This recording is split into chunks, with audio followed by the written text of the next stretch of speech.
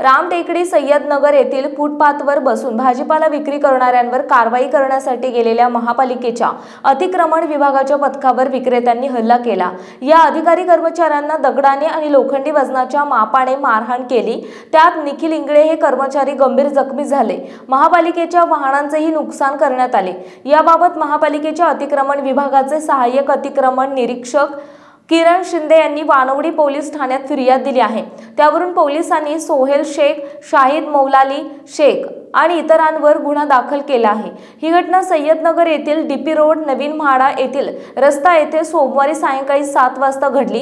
याबाबत पोलिसांनी दिलेल्या माहितीनुसार अतिक्रमण विभागातील किरण शिंदे आणि त्यांचे सहकारी श्लोक तारू, रोहित अवचरे, दिनेश यादव, निखिल इंगळे, मंगेश घाणेकर, आदित्य खुडे, यश कांबळे, चालक अब्दुल शेख हे महापालिकेच्या टेम्पोमधून फुटपाथवरील अतिक्रमण काढण्याच्या कारवाईकरिता गेले होते। डीपी रोड नवीन म्हाडा येथे 5 ते 6 विक्रेते रस्त्यावर अडथळा निर्माण करून तसेच पथारीवर आणि हातगाडीवर फळांची आणि भाजीपाला विक्री करत होते। पथकाने कारवाई सुरू करताच त्यांनी हुज्जत घालू लागले।